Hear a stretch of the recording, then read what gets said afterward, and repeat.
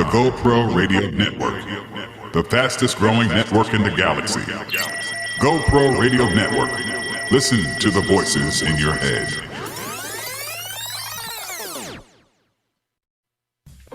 We interrupt this broadcast to bring you a great opportunity.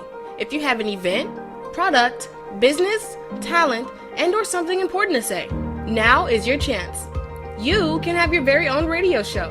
Whether you're just starting out or a veteran looking for a professional platform to enhance your presentation and following, the GoPro Radio Network is the premier place to cultivate and share new and exciting content.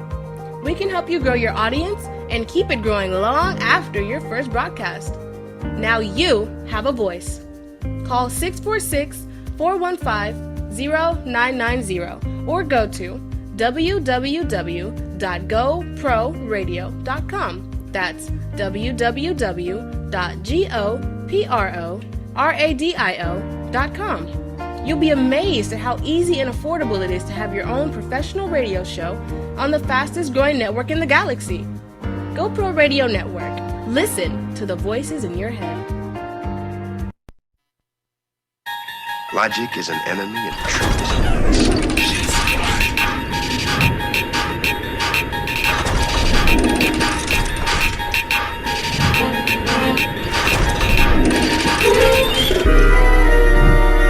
Twilight Zone.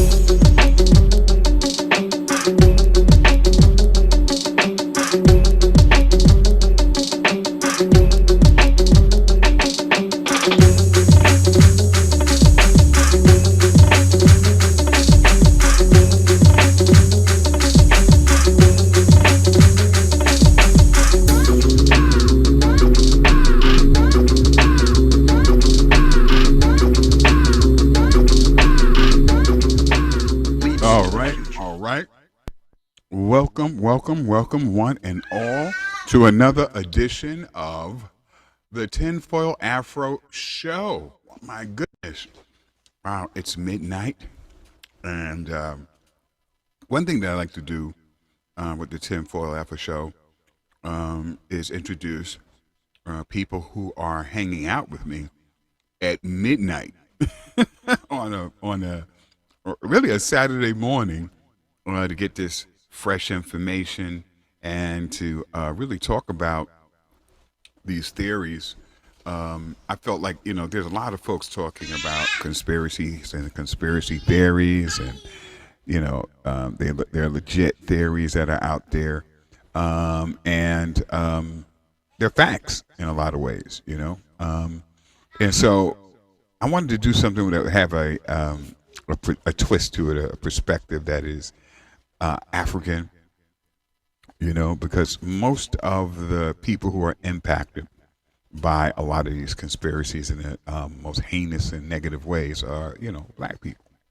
And so today, I wanted to talk a little bit about the election, which everybody's been talking about for months and months. You can't go anywhere without this conversation, without people talking about, what's happening, in this election process.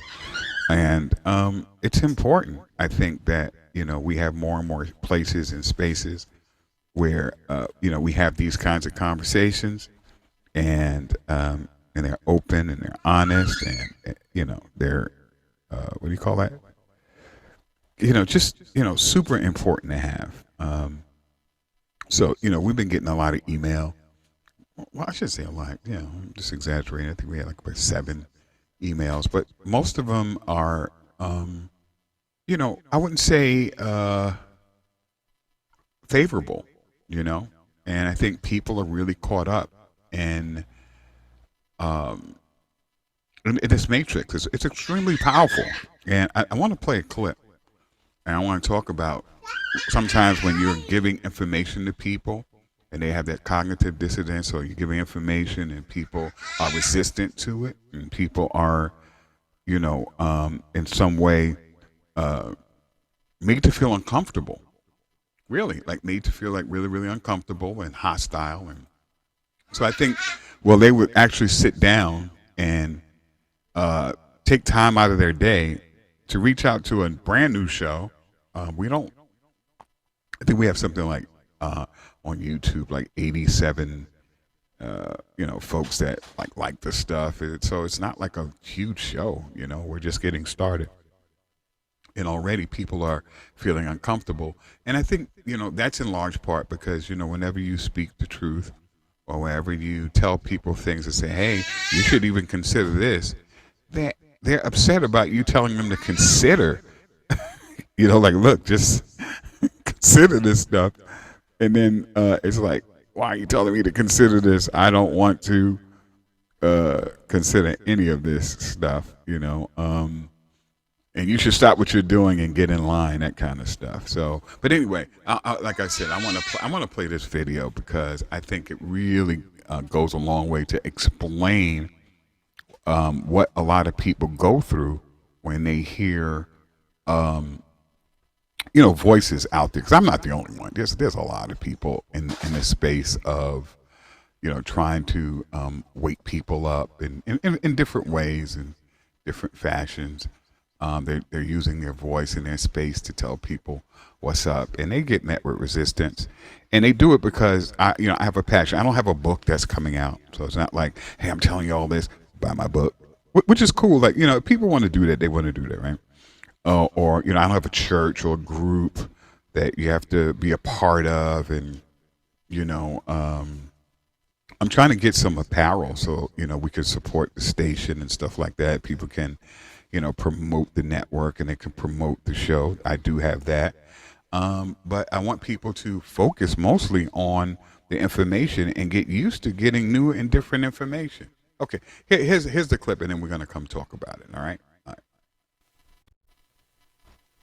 If you are comfortable with your thoughts and opinions, I don't recommend watching this video because once you finish it, you cannot go back to the way you were. This is my series on the high likelihood that we are living in a simulation. So make sure you're following because we're going deep. But for today, let's start off with a story. This is Plato's allegory of the cave. There are a group of prisoners who were chained inside of a dark cave since birth. And they're positioned in such a way that all they can see is the wall in front of them. Behind them is a light source with puppeteers who will march in front of that light, leaving shadows on the wall. All the prisoners can perceive are those shadows. That's all they've ever known. One day, one prisoner breaks free. He breaks the change, and he goes to the outside world. He sees the source of light, and he sees what is creating all the illusions that create the shadows. He finally understands their true source. Not only that, but the world outside of that dim cave is more vibrant and expansive than he could have ever imagined. He's so excited about what he's learned that he goes back into the cave to free the other prisoners. And he is shocked when he returns and tells them what he knows.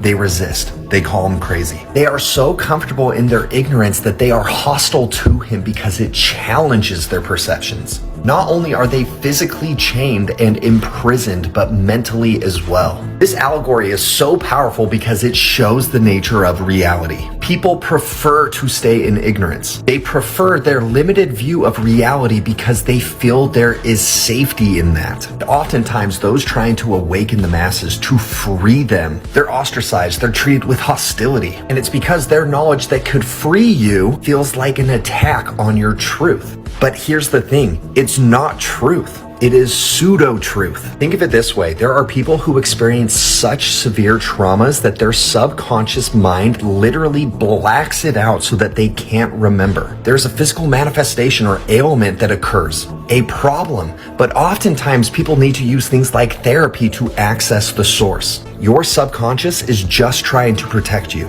This is the reason why people can be presented with a mountain of evidence, but still choose to live in ignorance because they feel there is safety in that. Conviction has never equaled truth. So here's some tough questions for you. Number one, why do you think the world's largest religions are the ones that tell you if you are wrong, you're going to hell? Fear is a pretty big motivation for conviction, but does that make it true? Now, I want to be clear. I'm not saying anything about the teachings. I'm talking about how people can use teachings to manipulate and control others. Let me give you another example. Why do we outsource the education of our children to governments? Why are they trying to control the education? Is it because they know the best way? Or is it the power to craft perception if you can have people perceive something since early childhood, like the prisoners in the cave? You can indoctrinate indoctrinate these children and tell them that our government is the best one. We've always been the best. This is the best way to do it. Nobody else can do it better. Is this really the best way to do it though? Are there really no better systems? The crazy thing is the only systems that people bring up when they talk about these arguments are the systems that they have been conditioned to think are good and bad. And here's where it gets really trippy and really sad. The vast majority of your thoughts and opinions are not yours, but you have been programmed to think certain ways. And the only way for you to experience truth is you have to take the journey. So what does this have to do with simulation theory? I don't think you understand just how programmable you are. And the only way for you to experience truth is you have to take the journey and you have to escape to the light. I love you guys. We're going deeper, so make sure you follow.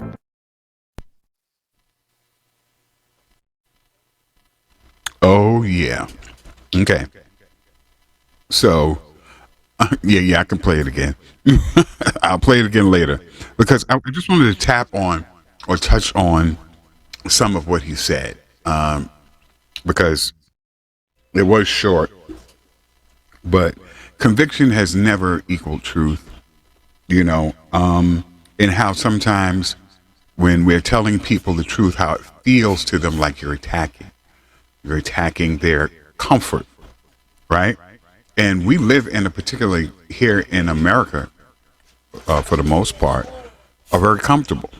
We have our new iPhones, we have our new televisions and shows, and they're relatively cheap, and we can buy food. Although the food is poisonous, we can get water, we can buy bottled water, although it's plastics in them, right? Although we're on our smart devices, but and it's doing all the thinking for you. I was in a situation where I couldn't remember a telephone number because I was so used to it being a name, and I needed to reach out to someone, and I couldn't remember the telephone number. So all these things that you think are making you comfortable could actually be a device that's not really healthy or good for you. Like I mentioned, the food, the water, the air.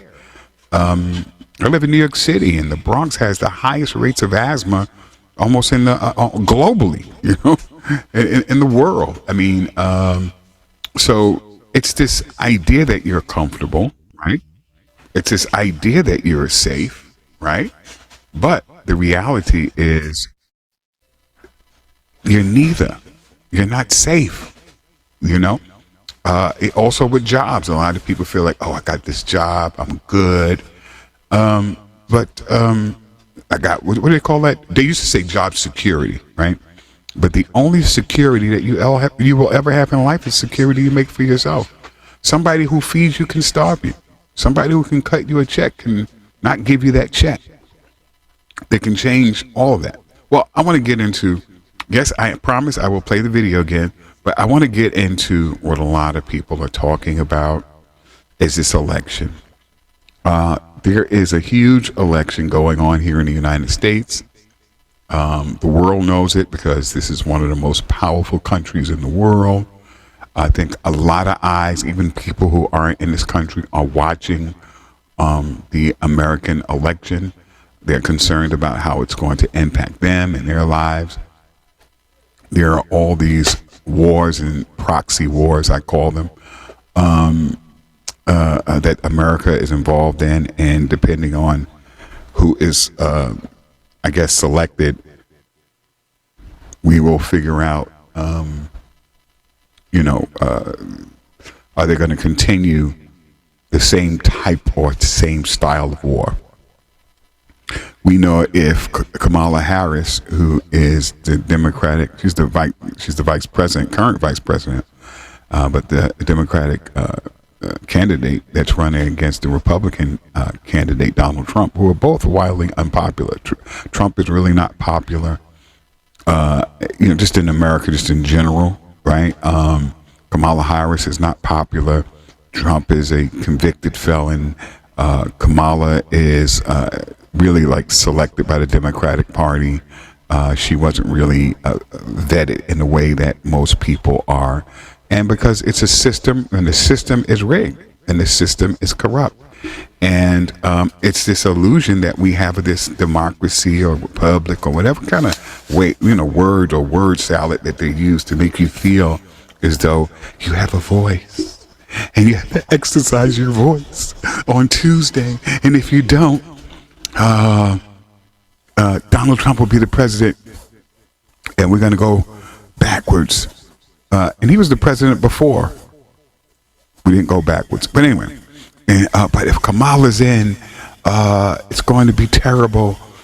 There's going to be this civil war and people are going to be fighting. And yeah, they got us going in circles. But the whole election process is a scam.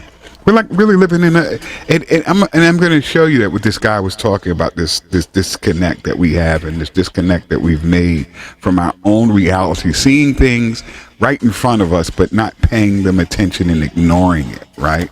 There's this thing that we have in this country. I don't know if a lot of you know about it, but it's called the Electoral College, right? It's this system in the United States that really uses, to select the president and the vice president, right? So when Americans vote in presidential elections, they are technically voting for a slate of electors appointed by their state, right? We have 50 states, 51, right? With Puerto Rico, Hawaii, who have pledged to support a particular candidate. So these electors then meet, right? And then they cast the official votes for president and vice president. Did y'all know that? These electors from each state is equal to the total number of its senators and representatives in Congress. Meaning that, for example, each state, like we have in New York, at least 3 electors, 2 senators, plus at least 1 representative, right? So it goes to show you that it's rigged. So it's supposed to be 1 person, 1 vote, right? But it doesn't quite work. Let me show you how it works. Because I know a lot of people say like, huh? What? A lot of people who are watching this, let's say globally, and people, some of these people in this country, they're probably like, what the hell are you talking about? Electoral college? My vote counts when I go in the booth. Oh, do your own research too. So I don't want to be accused. Some people know what the Electoral College, but they don't really go into it. They go, but we're going to go into it because they like, I don't pay attention to that. Your vote counts. Still get out and vote, and don't worry, your local representative is going to do the right thing when it comes to the Electoral College. Okay, so you got this state representative, right? That remember I said each state is allocated a certain number of electors, right, based on its population, and this is the tricky thing, right? So it's supposed to reflect in its representation, based on its representation in Congress, the electors who actually vote for the president. So this means that larger states have what you call more electors, right? And it's like this winner takes all situation. So, for example, in most states, the candidate who wins the popular vote, right, in a state, he wins all the electoral votes, regardless of the margin of victory. But let's say they need, I think it's 206. Let me Google. I think it's 260 or you need 270 votes to win, right? A candidate must receive a majority of the electoral votes, and that means he has to get at least 270 out of not 600, closer to 550 people, right, to win the presidency. Let me get this. Let me get these facts right. Hold on. Let me look this up real quick for you. Okay. So you got 200 and okay, right. So all right, you got to get 270 to win. This is what's happening in electoral. This is what's happening behind closed doors that you don't really see, that you're not a part of it. Like when you get on the news cycle, remember these news cycles, they're just trying to, they need to sell advertisements, so they have to have you watching. So they'll tell you, oh, this is how many people voted in this state. This is how many women voted. This is how the black people vote. This is how black men voted, and blah, blah, blah, blah. But who actually selects the president is this electoral college that's been set up. And you have to have 270 out of 538 to win the presidency. So This is probably one of the most undemocratic ways of selecting a president or anybody, right? Because it's supposed to be one person, one vote, right? The one who gets the majority vote is the president. So so there is a conversation that some people do have that understand this. The popular vote versus the electoral college, because the electoral college system allows for a scenario where a candidate can lose. Let's say Trump, he loses the nationwide popular vote, right? But he can win the presidency by securing enough electoral votes. Or, let's say it like this, Kamala Harris could win if Donald Trump has the most votes, but he has not secured enough electoral votes. You see that? So, and for people who say, "Oh, but that can't happen," it's already happened. It happened. Do your research. This has happened at least 5 times. As a matter of fact, it just happened in 2000, right? And in 2016, where the one who won the most the popular vote wasn't elected president. So it's a winner take all system, and it's all about, let's say Maine and Nebraska, the winner takes all approach ignores votes for the losing candidate in each state, effectively disenfranchising those voters on a national scale. So let's say people who went out to vote and they said, "I did my thing, one person, one vote." You could be disenfranchised in this election, and it could set up a scenario for a civil war. I mean, some people say it's already a civil war. There are people who are allegedly burning boxes, and all kind of shenanigans is already happening with the early voting process. But I'm just telling you, the system in and of itself is the reason why I'm having this conversation is rigged, and it's one-sided. So there is a small state advantage, right, where the allocation of electors give a disappropriately high amount of influence to smaller states. Because each state gets 2 electors regardless of the population size, which gives less populated states more electoral power per person compared to larger states. That's unfair because if you have a small state, you just have a small state. I mean, if you want to increase, your population, you have to figure out how to do that. To make it more attractive to certain demographics, certain groups, but they don't want to do that, but they want to maintain their same level of power. If you do the research on electoral college, it is such a safety fail-safe for corruption, for people to say, you know what, oh wow, people really want, let's say for example, who's in the room, Sonny to win. Oh wow, Sonny really got the popular vote, but we can't have him come in. He's going to upset the whole system. He's going to really do something drastic. We can't have that come in. So the electoral college will get together and say, though he was the popular vote, we're going to vote against him.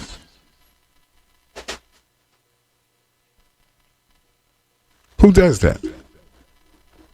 Really, like seriously, like who does? Like that's how's that even acceptable to a free and democratic society?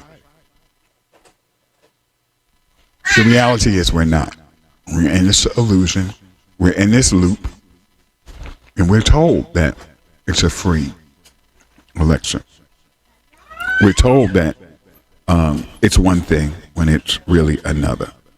So the electoral college remains a very controversial element in politics, but no one is talking about it. Why aren't people talking about this? Why aren't people outraged about this? The media will tell you, don't look over here, look over there, and you'll do it. You'll do it.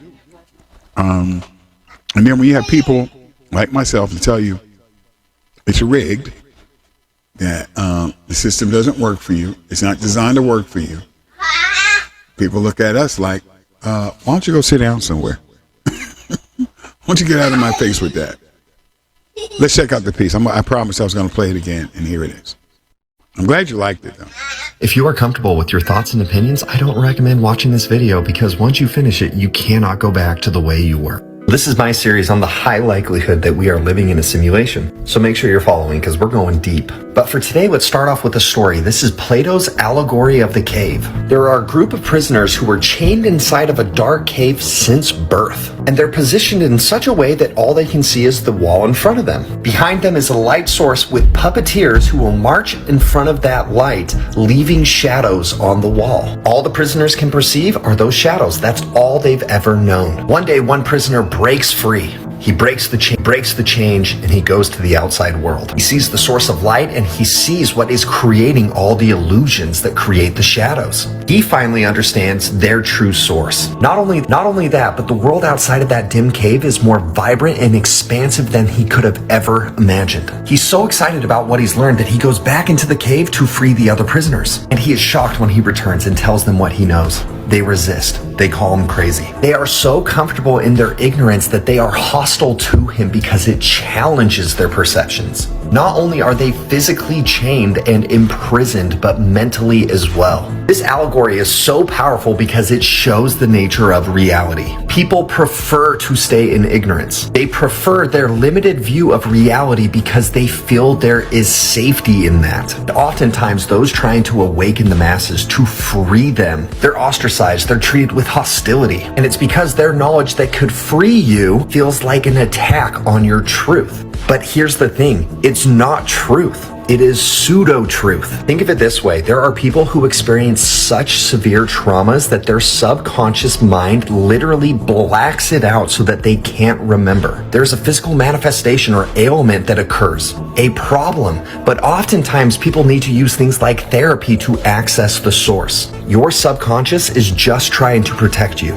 This is the reason why people can be presented with a mountain of evidence, but still choose to live in ignorance because they feel there is safety in that. Conviction has never equaled truth. So here's some tough questions for you. Number one, why do you think the world's largest religions are the ones that tell you if you are wrong, you're going to hell? Fear is a pretty big motivation for conviction, but does that make it true? Now, I want to be clear. I'm not saying anything about the teachings. I'm talking about how we got to go take a commercial break, folks, and we'll be right back. You're tuned in to Tinfoil Afro Show.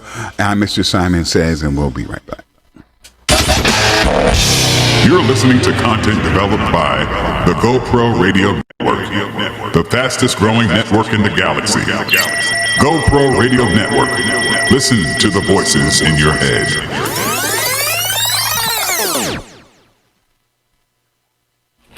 The views and opinions expressed on GoPro Radio Network shows are solely those of the speakers and are not necessarily the views or opinions of GoPro Radio Network Inc. or its affiliates. These broadcasts are provided on the understanding that they do not constitute professional advice or services. Individuals who speak on these broadcasts express their own opinions, experiences, and conclusions. GoPro Radio Networks and its affiliates do not necessarily endorse or oppose any particular opinion or conclusion discussed in these broadcasts. You may not edit or modify or redistribute these broadcasts in any way without the express permission from GoPro Radio, LLC. GoPro Radio assumes no liability for any of your activities in connection with our broadcasts or for your use of these broadcasts in connection with your website, computer, smartphone, tablet, iPad, or future listening devices. GoPro Radio Network. Listen to the voices in your head. We interrupt this broadcast to bring you a great opportunity. If you have an event, product, business, talent, and/or something important to say, now is your chance. You can have your very own radio show. Whether you're just starting out or a veteran looking for a professional platform to enhance your presentation and following, the GoPro Radio Network is the premier place to cultivate and share new and exciting content. We can help you grow your audience and keep it growing long after your first broadcast. Now you have a voice. Call 646-415-0990 or go to www.goproradio.com. That's www.goproradio.com. You'll be amazed at how easy and affordable it is to have your own professional radio show on the fastest growing network in the galaxy. GoPro Radio Network. Listen to the voices in your head. My name is Terrell Martin. I'm a New York City union carpenter. A lot of people who are born here can't afford it. At my old job, like most regular non-union jobs, all of your benefits are coming out of your check. As a union carpenter, I get to keep what I make and my employer pays my benefits.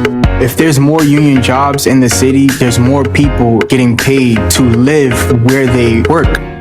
Good jobs are essential to an affordable New York. Logic is an enemy and truth is a menace.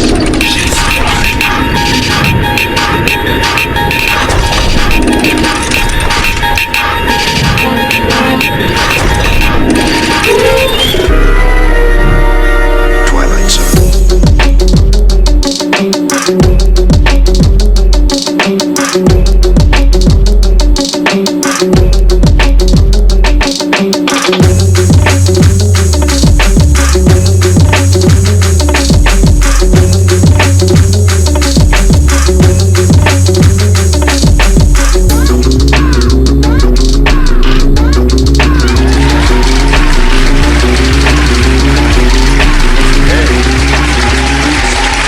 Back for the second half of the tinfoil Afro show. And I figured, since this is a election week, people go to the polls. People have already been going to the polls early. I think it's a record number of early voting in some areas. But I figured I would have this conversation about some things that people might have heard and not really clear about, the electoral college, and I haven't even begun to talk about the money that is influencing the election. So it's like you really don't have a voice. You don't have. Okay. Here's the deal, right? If we lived in a free and open society where, one person, one vote, and it was really democratic, why are all the people who are running are mostly lawyers and businessmen? Prosecute. If you look at most of the people, and they come from the same institutions, they come from the same places, because they are the managers. They're going to be the ones who are the faces of the power that actually controls us, right? Because they're not the one who's running Trump, and that's why I don't really care. I don't like who's running, because that's not really where the power is. It's the people who finance and who back these people with huge amounts of money and who are interested in just maintaining the status quo with little changes on the margins here and there. You have rich people who donate to both parties because all they care about is the policies that's going to maintain their status and their wealth and their position and their control and their power. And this is why a handful of people control the rest of the world, because we don't recognize that it's totally rigged, and it's been rigged for a long time. This is a criminal empire, and they are not going to leave their empire up to the peasants coming out in droves and voting them out of office. You see what I'm saying? So they have all of these, places where people just, they just kind of like push this agenda that, this is a free society, this is the freest society, it's the best, and all other kind of stuff. Like the guy who said in the clip before we went to break, which I'll definitely play. And I'm also put it on our Facebook page. We have a Facebook page, the GoPro Radio Network Facebook page, as well as if you're a friend of mine, you'll see it on my page. And you can definitely share that video, but also share our video. Share the video, the Tinfoil Afro Show with Mr. Simon Says, and get the information out. I want to talk about how come we know a lot of outstanding and outspoken people, right? Whether it's Miss Margie, who runs the tenant association. How come she's not running for president? How come you don't see a bricklayer, a construction worker? How come you don't see if the an IT guy, or someone who does a 9 to 5, and people say, I really like this guy, like his ideas, blah blah blah. Because it doesn't work like that. Money in politics, it just leads to so many negative consequences in a so-called democracy and governance. They use democracy, they use the word republic, they use all these words, right? and the Constitution and all. And they're really used to kind of lull you to sleep and feel like there is somebody good, beneficent, and wise in charge when it's people who are just corrupt and wicked who are in charge. Money distorts political influence. Money gives wealthy individuals, corporations, all these special interest groups a disproportionate influence over political decisions. Right? If somebody has, a lot of money and, they can literally select. One of the reasons why we're even dealing with the two candidates is because of the huge amounts of money that is being used, for one person to another, just to kind of keep us, what do you call that? Entertained, because it really is a show. If you think about it, it is a performance. It's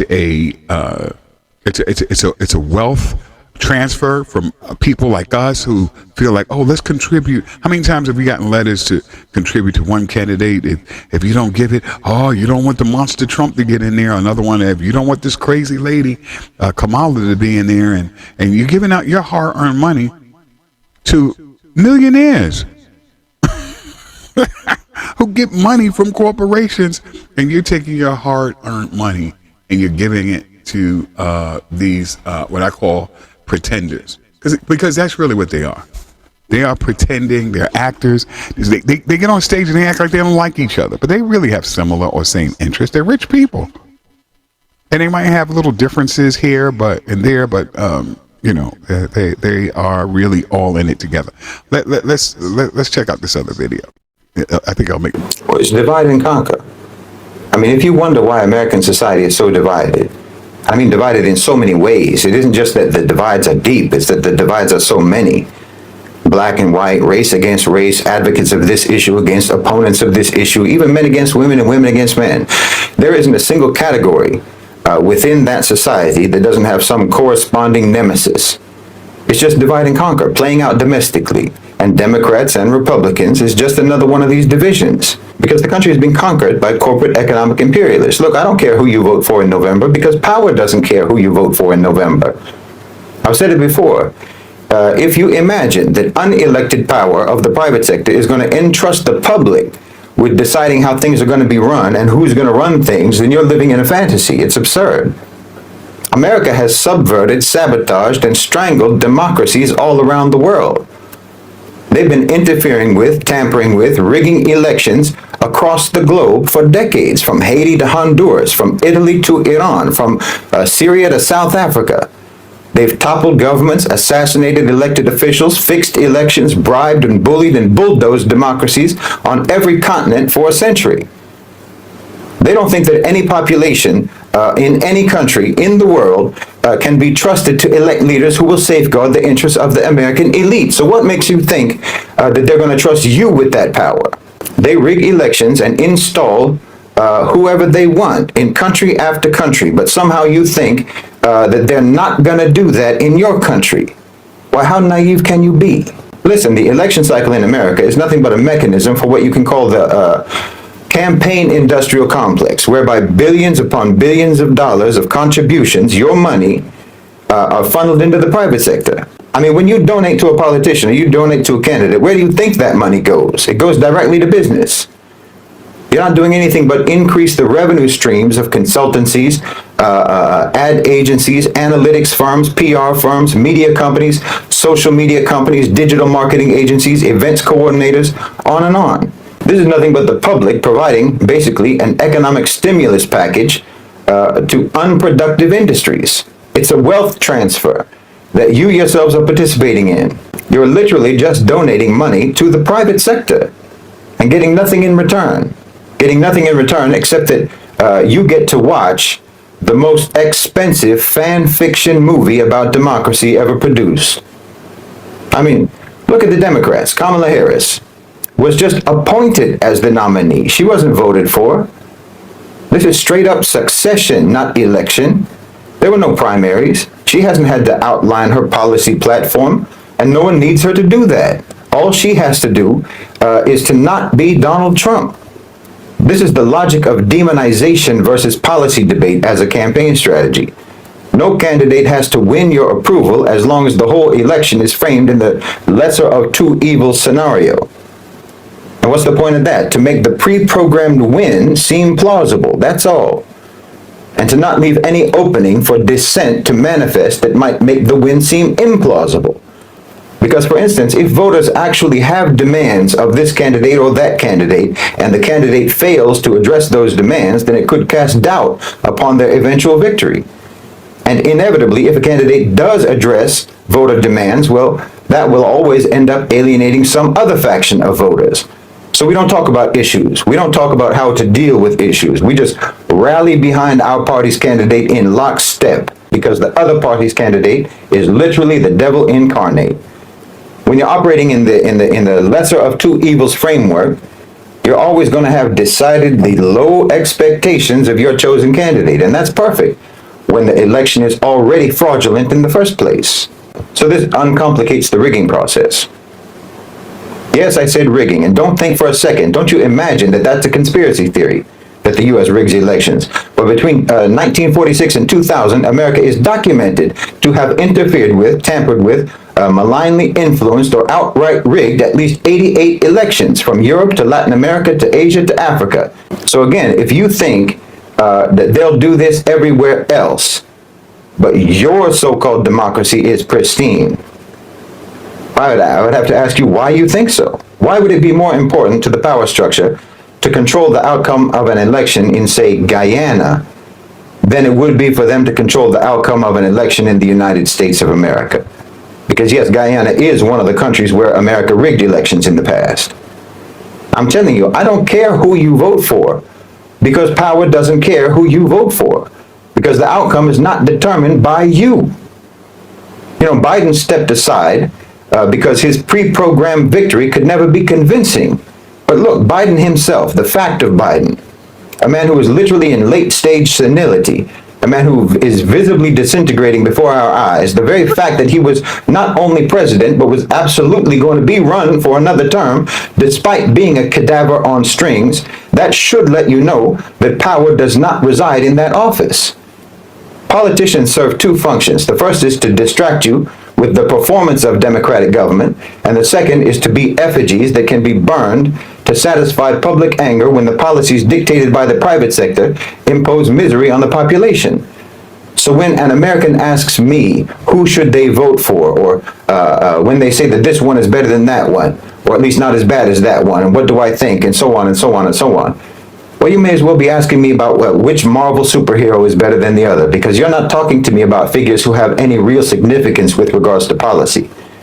You're not talking to me about figures who actually exert any control over anything. You're not talking about the real existing power structure. You're asking me to give you an opinion about a fictional scenario in which your government wields independent power. As long as you're fixated on this charade, there's no danger whatsoever of you ever having any impact on policy. You're just facilitating and collaborating with the divide and conquer tactics of the owners and controllers of global financialized capital. And I don't know how you can be so propagandized, to be honest. I don't know how you can be so propagandized that you can't even notice that actually your own media does tell you every day that the government is not in charge. I mean, how many times have you read, or how many times have you heard in the media, the market will decide? We'll have to see what the market does, and so on. But when they say the market, they don't mean you and I. They mean big business, multinational corporations, asset managers, stock market whales, not voters, not citizens, not Democrats, and not Republicans. You live in an oligarchy, and your so-called democracy is only performed as a distraction to keep you from noticing that fact. Now, for this election in the U.S., as I've said, Harris and Trump are just mascots representing two different factions of the OCGFC. And it's going to be just like what happened in Venezuela.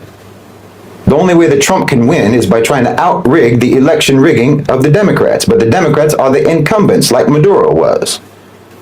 So they have the advantage of overseeing the succession, and Harris is likely to win. The only thing that Trump can do is to try to boost his own popularity to the point that Harris's pre-programmed victory looks less plausible. But like I said before, it's not musical chairs where both candidates are walking in circles around the chair until the music stops, and then they have to race for the seat. Kamala is already in the seat.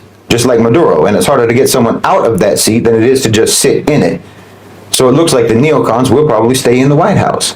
And that just means that the real battle between the military-industrial complex OCGFC and the global-oriented OCGFC, that battle is just going to go on a while longer.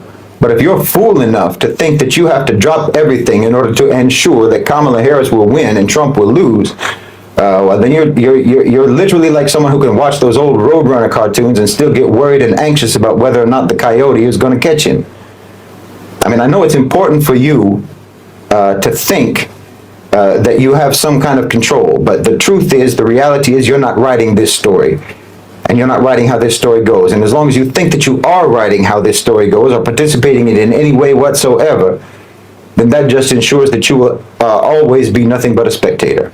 Unless and until you redirect your activism towards the private sector, and I mean organize and mobilize with the understanding that, for example, corporations are political entities. So treat them as such, deal with them as such, impose expectations and demands upon them as such. Unless and until you do that, all your get out the vote initiatives, all your campaigning, all your voting will never do anything for social and political change except to ensure that it won't happen.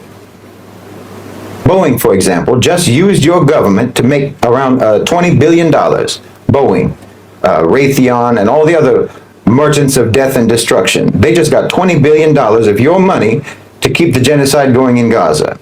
That's their policy. Zionism is their policy. Genocide is their policy, and they're doing it for money. And they give almost evenly to the Democrats as they do to the Republicans, except they give slightly more to the Democrats. And it's almost even between what they give to Kamala Harris and to Donald Trump. They contributed a bit more to Harris. I shouldn't actually say contribute, I should say invest, because they give that money as an investment from which they expect astronomical returns, which they will get. These are the entities that control your policy. It's not your ballot, it's their billions. Your government is captured, and your country has been captured, and power and decision-making has been transferred from the public sector to the private sector. Your laws and your policies are written by corporate lawyers, not by congressmen. You know, your democracy has actually become like the British monarchy. It's just an empty tradition.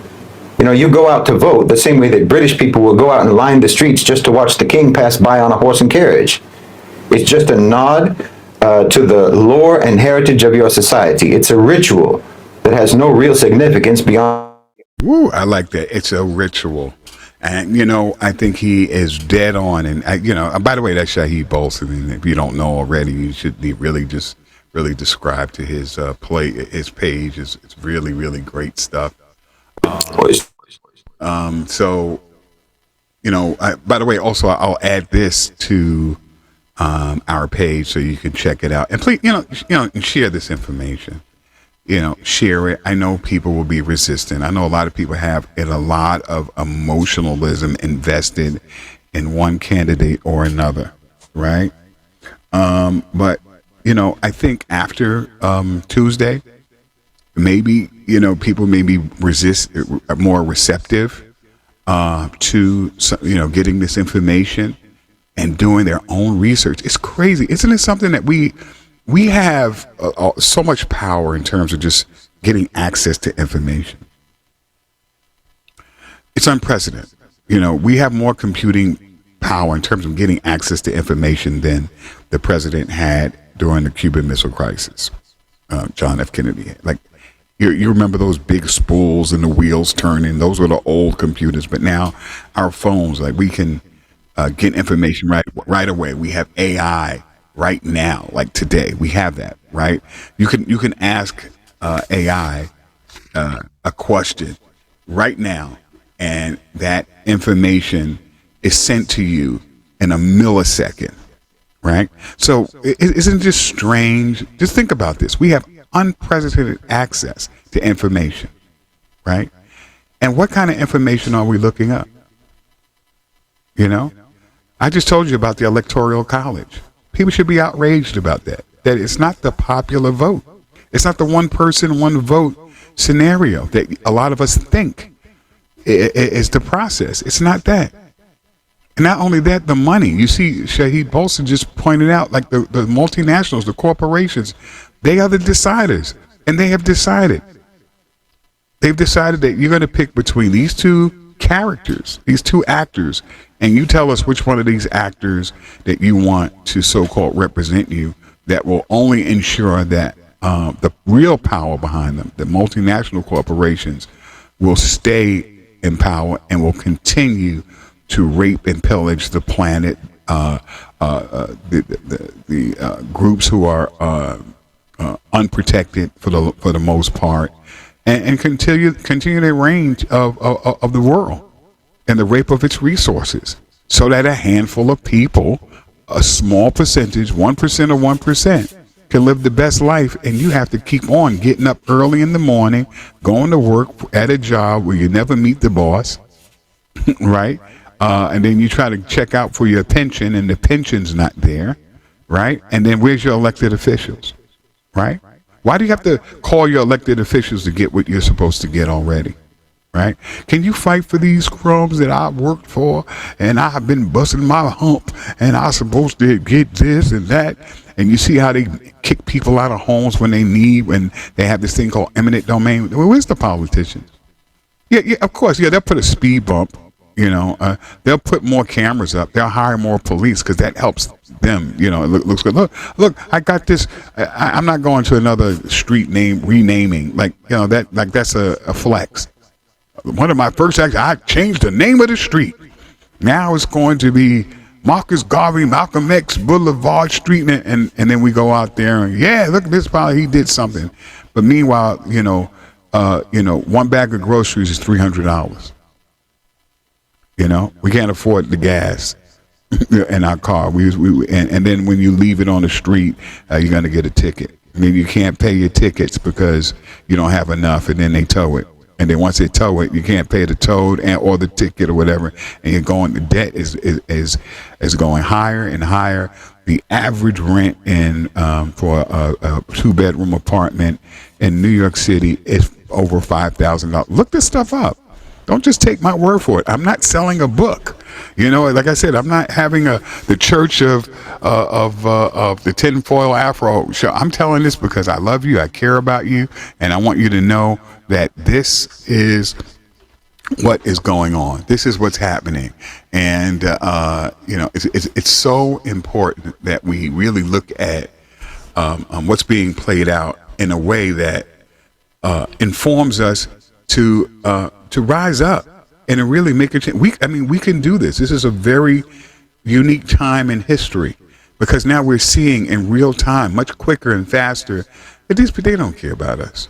They point their finger at this group and that group, and black men not voting, and these people are coming out. The classism is blatant. You're seeing people like the Obamas who live out in Martha's Vineyard and living good, and they're so out of touch that they don't even realize that talking down to black men is not a good thing to do today.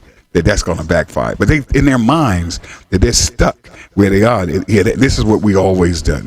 Matter of fact, most of those black folks that's living in Martha's Vineyard in these bougie places, they built their wealth off of the backs of black people.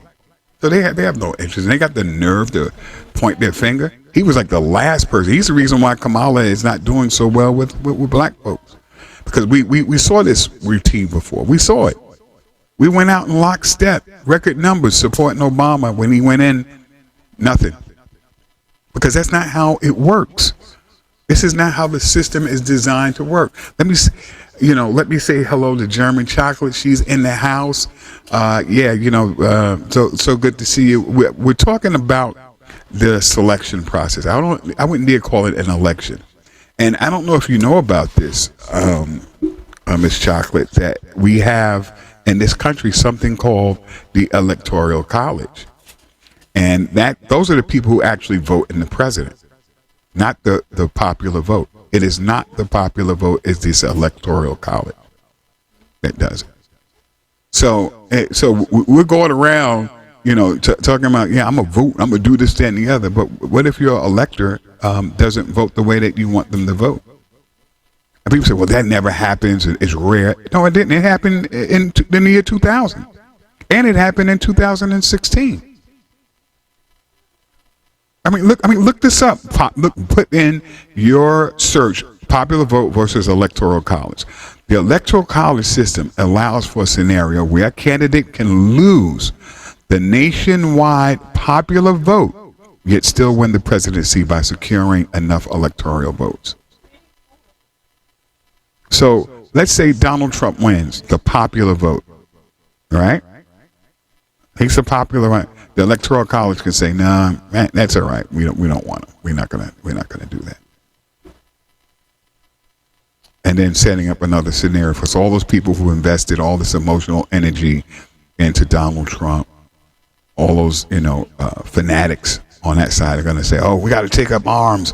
We got to take back the country." We saw that. We saw that happen, and now we're setting up for that to happen again. With this electoral college. Funny bit. Have you ever heard about the electoral college, Miss Chocolate?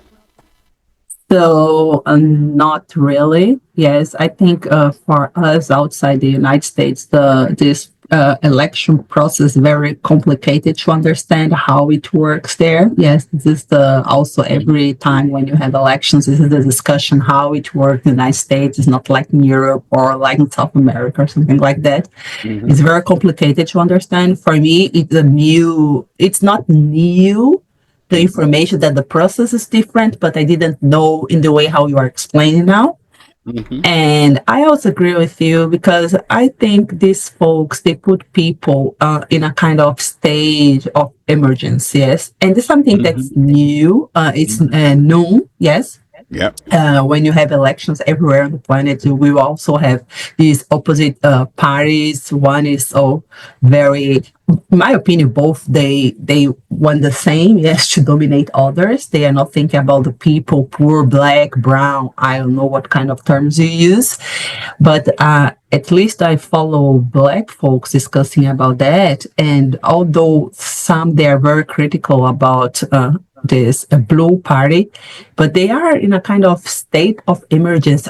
If Trump win, he will install again slavery, certain kind of things that it makes no sense. Yeah, sometimes I think people, they cannot think in a right way, right? Because it's every 4 years. It's something that's not new, but all the time people get in this kind of, we must do something, we must vote.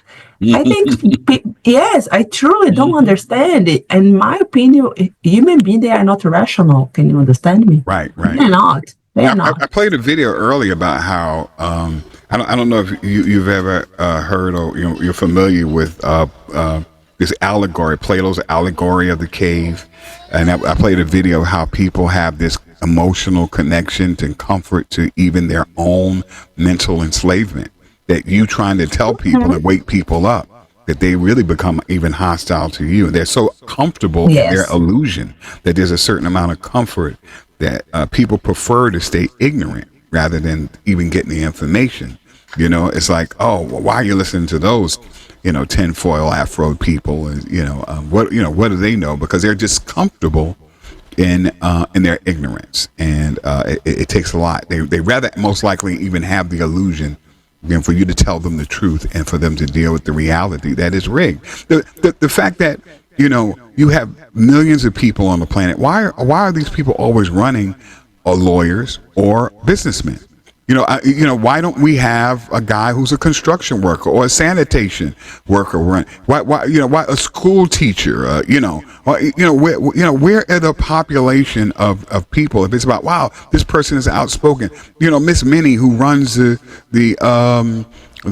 housing patrol and the projects. Why isn't she running for president? You see what I'm saying? Why can't if it's about ideas and representation of the people? It's always the people who go to these universities, they belong to these secret societies and these groups because they all are in on it. It's a game. It's rigged from the very beginning. It doesn't matter if a Trump or Kamala win. There's still going to be war in Palestine. There's still going to be the theft of the resources all throughout Africa and the destabilization of Haiti. All these rigged elections that happen globally. They're not just rigged here. We rigged elections globally for years. hundreds of years we've been rigging elections, right? And Shahid Bolsen said this, and he said it so clear and so perfectly, and I love him because he's so succinct. And if you want to get some really great sound bites, you got to really subscribe to his channel because he's quite clear on who really is running.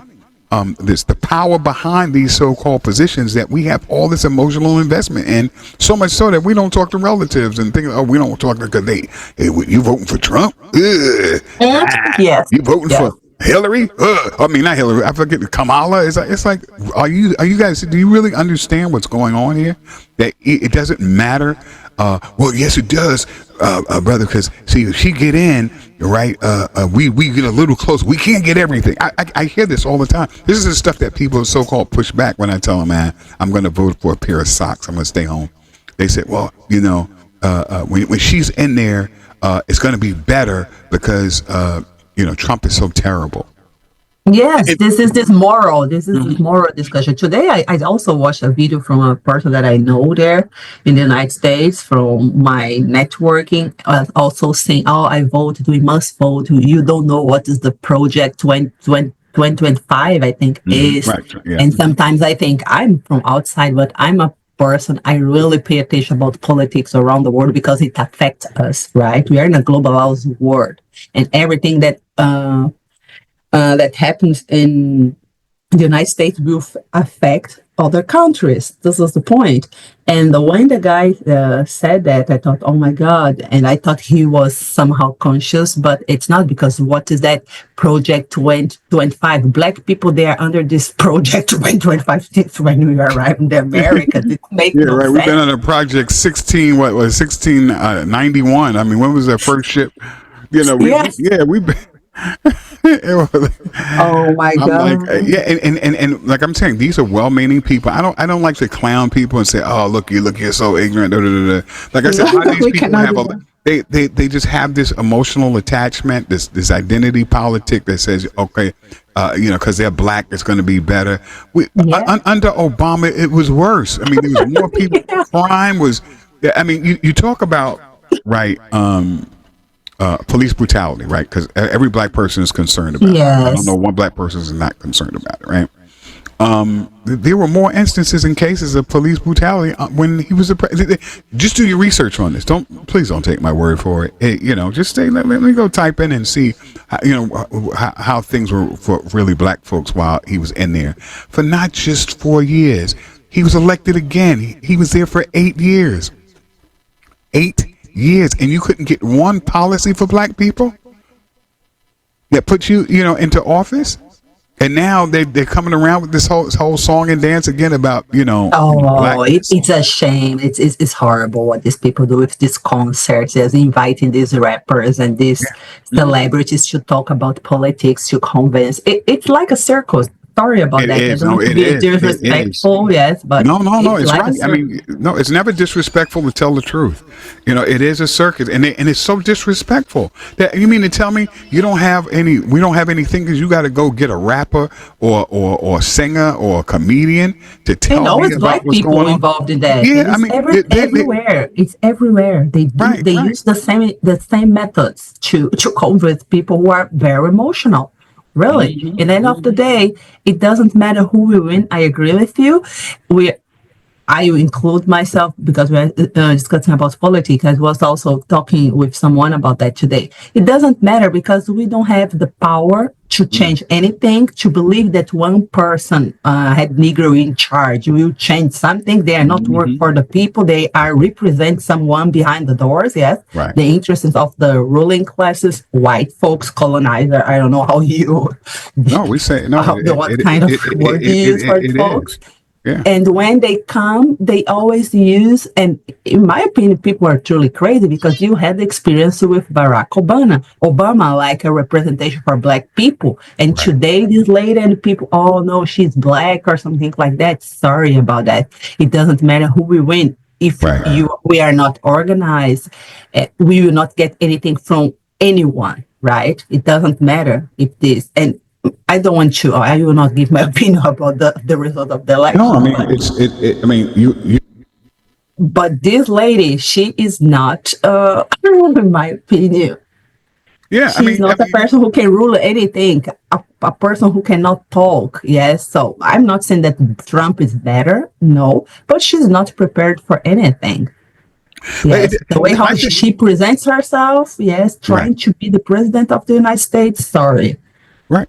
It's like who you want to be your manager, because it's already rigged. I mean, the owners are not running. The real deciders, these multinational corporations that are building weapons of mass destructions and bombs and things like that.